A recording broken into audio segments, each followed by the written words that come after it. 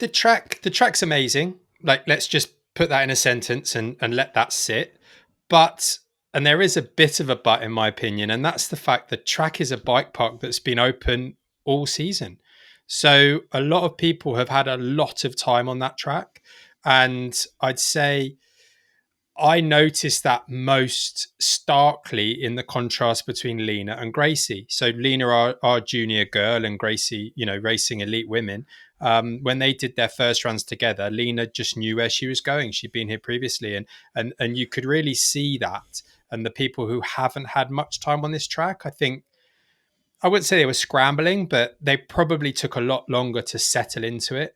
And I don't know what I think to that. I don't know whether that's a good idea or whether really we should have a track that we're racing to be kind of taped off and say, look, we're going to let that sit. We're not going to give anyone that time. And there's no, I'm not suggesting it change the results in any way. It's just a fact of the matter, really. Yeah, we've spoken about it before. In a perfect world, it would be amazing to have a fresh track that no one's really had runs on, but you can't fault anyone for going there, that's for sure. And I think by race day, everyone's sort of caught up, but you could visually see it in practice.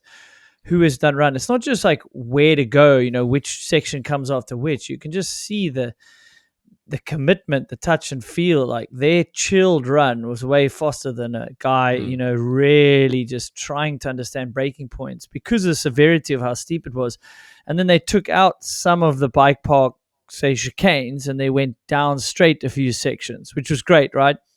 That made for a few line choices. But I mean, the one guy had his phone on the ground, looked like 80% gradient in that one of the first steep sections. I mean, maybe it wasn't quite accurate, but you just couldn't see how steep it was on the TV, that's for sure. No, it really did. You were sort of fighting to set your speed for the next corner, and you were just trying to scrub off that speed and just try and work out how little can I scrub off. But there are a few sections where it's around split one. The riders it's just after where Bruni crashed on that left-hander. You sort of had to peer like meerkat over the top of this crest to say, right, what is going on down there? And as they got through the week, you could see the riders that were more confident to have that commitment to go over a blind crest, because there were quite a few of them. And even in the open sections, a couple of blind cresting jumps. And I think you might have seen the footage of Till. I think it was Till Aran just kind of sending it all the way over this blind rise to the very bottom of the next turn. And that takes a lot of commitment, a lot of understanding in exactly which way the track's going. And the weather conditions played a part. We walked it in the dry, and then rain came and it created a real muddy mess. And there was a practice session that was very, very muddy. And I think some people felt as though that was a threat to their weekend. I might get injured here. I might just get hurt. Let's just try and, is it even worth riding? And some people used that as an opportunity. And after the managers were fighting for more practice time because we were given very little initially, they did rejig the schedule.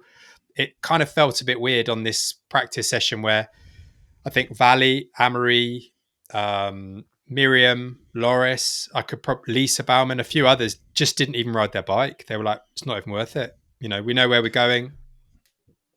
And what did you think to that? I mean, I guess it's tough to guide a rider. You got to try understand like where they're coming from. But in hindsight, someone like Loic, that could have really hurt him, having that crash in that practice session. That ironically was in that in-between conditions. And considering there was an extra day practice, they didn't have a lot of time.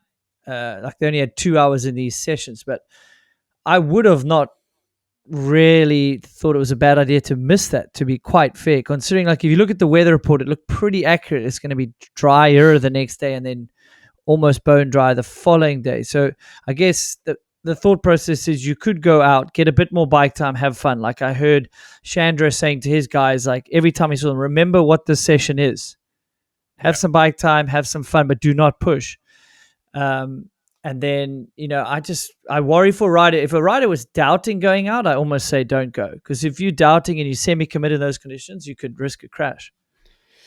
Yeah, you've hit the nail on the head. That was pretty much my opinion. I felt as though Gracie should ride it because she hadn't been there before. And I felt as though the laps were really important for her there was 2 sections that were switchback after switchback after switchback, and it's quite easy that you could almost in your head mix them up which one you were in because they were so repetitive.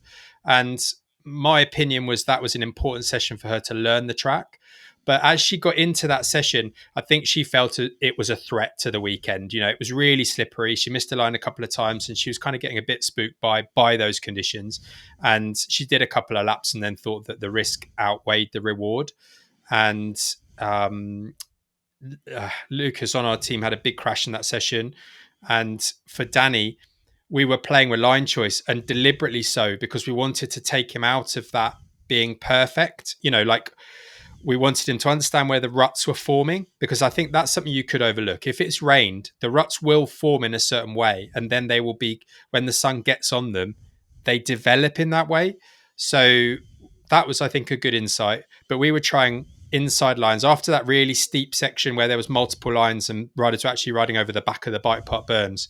You jumped out into the open, and we were just playing, trying to say, like, try and stay inside on the grass, you know, because the bottom catch was horrible and mucky. You know, it doesn't matter. You're not going to race that line, but it was for that exact reason you've just mentioned, trying to keep it interesting, bike time, but not risk a potential crash.